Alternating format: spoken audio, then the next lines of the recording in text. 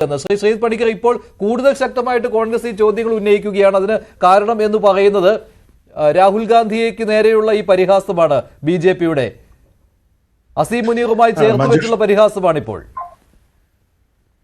മഞ്ജുഷ്, ഈ ഒരു ഘട്ടത്തിൽ കോൺഗ്രസ് എത്രത്തോളം ദുർബലമായിട്ടുള്ള ഒരു പൊസിഷനാണ് എടുക്കുന്നത് എന്ന് അവരൊരുപക്ഷെ തിരിച്ചറിയുന്നുണ്ടാവില്ല. തന്നെയുമല്ല, ഇത് കോൺഗ്രസിന്റെ ഭാവിയിലുള്ള രാഷ്ട്രീയ പ്രോസ്പെക്റ്റുകളെ ഏത് തരത്തിലാണ് ബാധിക്കാൻ പോകുന്നത് എന്നതിനെക്കുറിച്ചും അവർക്ക് യാതൊരു വിധത്തിലുള്ള ചിന്തയുമുണ്ട് എന്ന് തോന്നുന്നില്ല. കാരണം ഈ ഒരു ഘട്ടത്തിൽ ഒരു രാഷ്ട്രീയ നേതാവ്, പ്രത്യേകിച്ചും ദേശീയ ബോധമുള്ള ഒരു നേതാവ്, ചോദിക്കാനേ പാടില്ലാത്ത ചോദ്യങ്ങളാണ്. നമുക്ക് എത്ര ഫ്ലൈയിങ് അസറ്റുകൾ നഷ്ടപ്പെട്ടു എന്നുള്ള ഒരു ചോദ്യം. കാരണം ആ ഇൻഫർമേഷൻ സഹായിക്കുന്നത് ഇന്ത്യയല്ല, ഒരു തരത്തിലും നമ്മളെ സഹായിക്കുന്നതല്ല, മറിച്ച് അത് പാകിസ്ഥാനെ സഹായിക്കുന്ന ഒരു ഇൻഫർമേഷനാണ്. അതേപോലെ പ്രതിരോധ മന്ത്രി രാജ്യദ്രോഹിയാണ് എന്ന നിലയ്ക്കുള്ള ആക്ഷേപങ്ങൾ, ആരോപണങ്ങൾ വരുന്നതും രാജ്യത്തിന് ഒരു കെട്ടുറപ്പില്ല എന്നും ഇവിടുത്തെ പൊളിറ്റിക്കൽ ലീഡർഷിപ്പിൽ ഇവിടെയുള്ള പ്രധാനപ്പെട്ട പ്രതിപക്ഷ പാർട്ടിക്ക് പോലും വിശ്വാസമില്ല എന്നുള്ള ഒരു നാരേറ്റീവ് ആംപ്ലിഫൈ ചെയ്യുന്നതിന് പാകിസ്ഥാനെ മാത്രമേ സഹായിക്കുകയുള്ളൂ. അപ്പോൾ രാഹുൽ ഗാന്ധി ഇപ്പോൾ ഉയർത്തുന്ന, അല്ലെങ്കിൽ കോൺഗ്രസ് ഇപ്പോൾ ഉയർത്തുന്ന ചോദ്യങ്ങളെല്ലാം തന്നെ നമ്മുടെ ദേശീയ താല്പര്യത്തിലുള്ളതല്ല, മറിച്ച് അതെല്ലാം തന്നെ പാകിസ്ഥാന്റെ ദേശീയ താല്പര്യത്തിലുള്ളതാണ് എന്ന് പറയേണ്ടി വരും. കാരണം ഈ ഇൻഫർമേഷൻ എല്ലാം ഇന്ത്യയുടെ വിദേശകാര്യ മന്ത്രി സൈനികർക്ക്, അല്ലെങ്കിൽ സൈനികരെ കുറിച്ച്, സൈനിക ഓപ്പറേഷൻസിനെ കുറിച്ച് രഹസ്യ വിവരങ്ങൾ ചോർത്തി നൽകുന്നയാളാണെന്ന്. എന്താണ് ഈ ചോർത്തി നൽകുക എന്ന് പറഞ്ഞാൽ അതിന് അർത്ഥം എന്താ? അതാണ് പവൻ ഖേര യാതൊരു വിധത്തിലുള്ള അർത്ഥശങ്കയ്ക്ക് വിടയില്ലാതെ പറഞ്ഞത്. എസ്പിയനാജ്, ചാരപ്രവർത്തനം നടത്തുന്ന ആൾക്കാരാരാണ്? ദേശദ്രോഹികൾ. ഒരുപക്ഷെ അതുകൊണ്ടാണ് ബി.ജെ.പി ഈ രീതിയിൽ പ്രതികരിച്ചിരിക്കുന്നത്. ഇവിടെ ഈ ചർച്ചയിൽ ശ്രീ സേനാപതി വേണുവും ആവർത്തിക്കുന്നത് ഈ സൈനിക ഓപ്പറേഷൻ നടക്കുന്നതിന് മുൻപേ പറഞ്ഞു എന്നാണ്. അതിനുള്ള സോഴ്സ് എന്താണ്? ഇവിടെ നിന്നാണ് കോൺഗ്രസിന് ഈ ഇൻഫർമേഷൻ കിട്ടിയിരിക്കുന്നത്? ഒരിക്കലും ഇതുമായി ബന്ധപ്പെട്ട് DGMOയുടെ പ്രസ്താവനയിലോ വിദേശകാര്യമന്ത്രിയുടെ പ്രസ്താവനയിലോ ഈ ഓപ്പറേഷൻ നടക്കുന്നതിന് മുൻപ് നമ്മൾ പാകിസ്ഥാനെ അറിയിച്ചു എന്ന് പറഞ്ഞിട്ടേ ഇല്ല.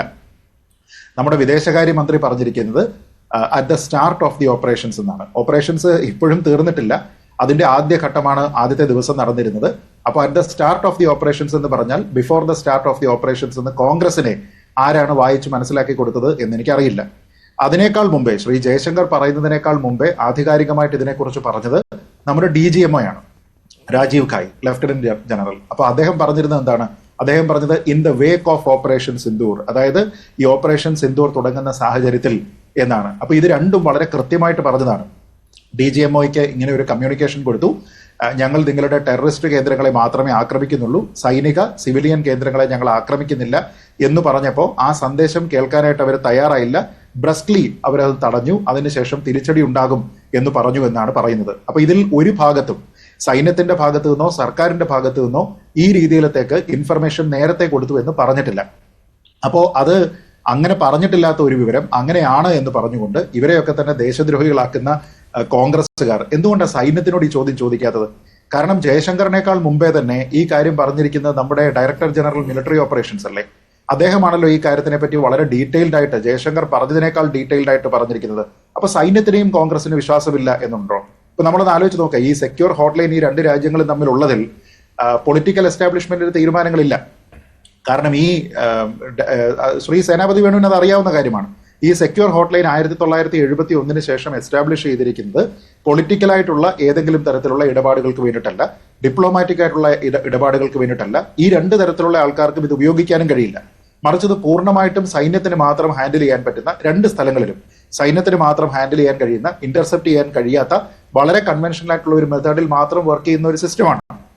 അപ്പൊ ആ സിസ്റ്റത്തിൽ തന്നെ ഡിപ്ലോമാറ്റിക് ആയിട്ടുള്ള തീരുമാനങ്ങൾ ഉണ്ടാകുന്നതിന് മുമ്പ് തന്നെ ഫാസ്റ്റ് പേസ്ഡ് ആയിട്ട് സൈനികരുടെ തീരുമാനങ്ങൾ എടുക്കുന്നതിന് വേണ്ടിയിട്ടും അത് കമ്മ്യൂണിക്കേറ്റ് ചെയ്യുന്നതിന് വേണ്ടിയിട്ടാണ് ഈ സെക്യൂർ ഹോട്ട്ലൈൻ ഉണ്ടാക്കിയിരിക്കുന്നത്. അപ്പൊ അതിൽ നടന്നിരിക്കുന്ന കമ്മ്യൂണിക്കേഷൻ എന്താണ് എന്ന് വളരെ ആധികാരികമായിട്ട് DGMO പറയുമ്പോൾ കോൺഗ്രസ് സത്യത്തിൽ ഈ നാട്ടിലെ സൈന്യത്തിനെ കൂടിയാണ് സംശയിക്കുന്നത്. ഇത് ജയശങ്കറിന്റെ മാത്രം പ്രസ്താവനയായിരുന്നില്ല, അതിനേക്കാൾ മുമ്പ് പറഞ്ഞിരുന്നത് രാജീവ് ഖായി ആണ്. പിന്നെ പറയുന്നുണ്ടായിരുന്നു. ഇപ്പോൾ അവർ കൂടുതൽ ശക്തമായിട്ട് ഉന്നയിക്കുന്നത് ഹാഫിസ് സെയ്ദിന് രക്ഷപ്പെടുവാൻ അവസരം ഉണ്ടാക്കി കൊടുത്തു, മസൂദ് അസറിന് രക്ഷപ്പെടുവാനുള്ള അവസരം ഉണ്ടാക്കി കൊടുത്തു എന്നാണ് ഇപ്പോൾ പറയുന്നത്. അതാണ് ഇപ്പോഴത്തെ ഈ ആരോപണം ശക്തമാക്കുന്നതിന് ഈ പോയിന്റുകളും കൊണ്ടുവരികയാണ്. മഞ്ജുഷ്, ഇതിലും വലിയൊരു രസകരമായിട്ടുള്ള ഒരു കാര്യമുണ്ട്. കാരണം കേരളത്തിലെ കോൺഗ്രസ് ഈ പഹൽഗാം ആക്രമണം ഉണ്ടായതിനു ശേഷം ഇട്ടിരുന്ന ഏറ്റവും വിവാദമായിട്ടുള്ള, പാകിസ്ഥാനിലൊക്കെ അവർ വ്യാപകമായിട്ട് ഉപയോഗിച്ചിരുന്ന ഒരു ട്വീറ്റ് ഉണ്ടായിരുന്നു. ആ ട്വീറ്റിൽ പറഞ്ഞിരുന്നത് ഈ തീവ്രവാദത്തിന് വേണ്ടി വന്നിരിക്കുന്ന, പഹൽഗാമിൽ സാധാരണക്കാരായിട്ടുള്ള മനുഷ്യരെ വെടിവെച്ചതിന് ശേഷം ഇവർ തിരിച്ചു പോയി പാകിസ്ഥാനിലേക്ക് എന്നായിരുന്നു അതിൽ എഴുതിയിരുന്നത്. ദേ വെൻ ബാക്ക് എന്നായിരുന്നു പറഞ്ഞിരുന്നത്. അപ്പോൾ അന്ന് ഈ ചോദ്യം ഉണ്ടായിരുന്നു, നിങ്ങൾക്ക് എങ്ങനെ അറിയാം, നിങ്ങൾ എങ്ങനെ ഉറപ്പിക്കുന്നു അവർ തിരിച്ചു പോയി എന്നുള്ള ഒരു ചോദ്യം ചോദിച്ചിരുന്നപ്പോൾ അതിന് കോൺഗ്രസ്സുകാർക്ക് മറുപടി ഉണ്ടായിരുന്നില്ല. ഈ മൗലാന മസൂദ് അസർ ആയിക്കോട്ടെ, ഹാഫിസ് സയ്യിദ് ആയിക്കോട്ടെ, ഇവർ സ്ഥിരമായിട്ട് ഈ കേന്ദ്രങ്ങളിൽ താമസിക്കുന്ന ആൾക്കാരാണ് എന്നുള്ള ഒരു ഇന്റലിജൻസും ഇല്ല. ഇവരൊക്കെ ഇവിടെ വിസിറ്റുകൾ നടത്തുന്നുണ്ട്, ഇവിടെയുള്ള ആൾക്കാർക്ക് ട്രെയിനിങ്ങും മറ്റും എടുക്കുന്നതിന് വേണ്ടിയിട്ട്, അവരുടെ ഒരു മൊറാലൊക്കെ ബൂസ്റ്റ് ചെയ്യുന്നതിന് വേണ്ടിയിട്ട് അവിടെ വന്ന് സംസാരിക്കുന്നു എന്നതിനപ്പുറത്തേക്ക് ഇവരെല്ലാവരും സ്ഥിരമായിട്ട് അവിടെ താമസിക്കുകയാണെന്നുള്ള ഒരു ഇന്റലിജൻസ് ഇല്ല. അപ്പോൾ കോൺഗ്രസ് എങ്ങനെയാ പറയുക, ഈ ഇൻഫർമേഷൻ കിട്ടുമ്പോഴത്തേക്ക് മസൂദ് അസറിനെയും ഹാഫിസ് സയ്യിദിനെയും അവിടെ നിന്ന് മാറ്റിയെന്നും അതിനുള്ള ഒരു അവിടെ ഉണ്ടായിരുന്നു എന്നുമൊക്കെ പറയുന്നത് എന്തർത്ഥത്തിലാണ്? അപ്പൊ അങ്ങനെയാണ് പോകുന്നുണ്ടെങ്കിൽ ഇങ്ങേരുടെ വീട്ടുകാരെയും ഇങ്ങേരുടെ ചേച്ചിയെയും ഇങ്ങേരുടെ അളിയനെയും ഒക്കെ വിളിക്കാതെ അങ്ങ് പോകും. അതെന്താ, കാറിൽ സ്ഥലമില്ലാഞ്ഞിട്ടാണോ? എന്ത് വിവരക്കേടാണ് പറയുന്നതെന്ന് ആലോചിച്ച് നോക്കൂ. ആ രീതിയിലൊന്നും ഉണ്ടായിട്ടില്ല. ഈ പറയുന്നതൊന്നും തന്നെ രാജ്യത്തിന്റെ താല്പര്യത്തിലുള്ളതല്ല എന്നുള്ളതാണ്. ഇപ്പൊ ഒരു സൈനികൻ കൂടിയായിരുന്ന ആളാണ് ശ്രീ സേനാപതി വേണു. അദ്ദേഹം പറയുന്നത് നോക്കൂ, എന്തിനാണ് രാത്രിയിലെങ്കിൽ അറ്റാക്ക് ചെയ്തതെന്ന്. അത് ഒന്നാമത്തെ കാര്യം പറഞ്ഞിട്ടല്ല, ഇത് മറ്റേ മീശമാധവൻ സിനിമയിലെ പോലെ വിളിച്ചു പറഞ്ഞിട്ട് ചെയ്യുന്ന വെടിവഴിപാടല്ലത്. ഇത് ഒന്നാമത് സർപ്രൈസ് അറ്റാക്കാണ്. സർപ്രൈസ് അറ്റാക്ക് ആയതുകൊണ്ടാണ് ആ ടൈം ചൂസ് ചെയ്യുന്നത്. രണ്ടാമത് കൊളാട്രൽ ഡാമേജ് മിനിമൈസ് ചെയ്യുന്നതിന് കൂടിയാണ്. കാരണം സിവിലിയൻ മൂവ്മെന്റ് ഒന്നും തന്നെ ഈ രാത്രിയിൽ ഈ 1:45 മറ്റും ഉണ്ടാകാനുള്ള ഒരു സാധ്യതയും ഇല്ലാത്തത് കൊണ്ട് കൊളാട്രൽ ഡാമേജിനെ കൂടി മിനിമൈസ് ചെയ്യുന്നതിന് വേണ്ടിയിട്ടാണ് ഈ ടൈം ഒക്കെ തന്നെ ചൂസ് ചെയ്യുന്നത്.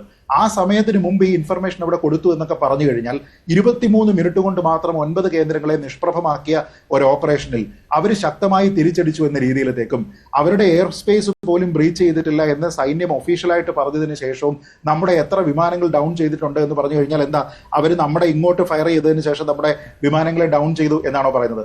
പാകിസ്ഥാന് പോലും ഇല്ലാത്ത ക്ലെയിമാണ്. പാകിസ്ഥാൻ പോലും പറയുന്നത് എവിടെയാണ്, നമ്മുടെ ഫ്ലൈയിങ് അസറ്റുകളെ അവർ വീഴ്ത്തി എന്ന രീതിയിലത്തേക്കുള്ള അവരുടെ പ്രഖ്യാപനം വരുന്നത് പോലും പിന്നീടുണ്ടായിരിക്കുന്ന മിലിറ്ററി ഓപ്പറേഷൻസിലാണ്. അതായത് രണ്ട് സൈന്യങ്ങളും തമ്മിലുണ്ടായിരുന്നതിലാണ്. അല്ലാതെ ഈ ഓപ്പറേഷൻ സിന്ദൂറുമായി ബന്ധപ്പെട്ട കാര്യങ്ങളിൽ അവർക്ക് അങ്ങനെ ഒരു അഭിപ്രായമേ ഇല്ല.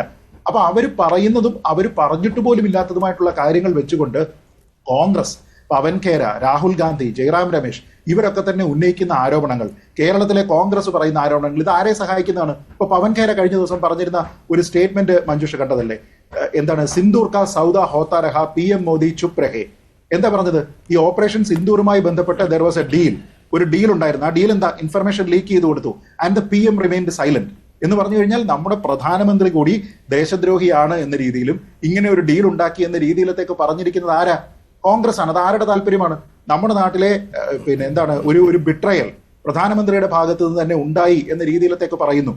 വിദേശകാര്യ മന്ത്രി ചെയ്തിരിക്കുന്നത് എസ്പേണാജ് ആണ്, അഥവാ ചാരപ്രവർത്തനമാണ് എന്ന് പറയുന്നു. ചാരപ്രവർത്തനം നടത്തുന്ന ആരാ? ധീര ദേശാഭിമാനികളാണോ? അല്ല. പാകിസ്ഥാന് വേണ്ടി ചാരപ്രവർത്തനം നടത്തുന്ന ആൾക്കാരെ രാജ്യദ്രോഹികൾ എന്നാണ് വിളിക്കുക, ദേശദ്രോഹികളാണ്. അപ്പൊ ഈ പറഞ്ഞിരിക്കുന്നതെല്ലാം വെച്ചിട്ട് പ്രധാനമന്ത്രി ആയിക്കോട്ടെ, വിദേശകാര്യമന്ത്രി ആയിക്കോട്ടെ, ഒക്കെ ദേശദ്രോഹികളാണ് എന്ന് ഒരാൾ പറയുകയാണ്. പല ആൾക്കാർ പറയുകയാണ്, ഒരു പാർട്ടി പറയുകയാണ്.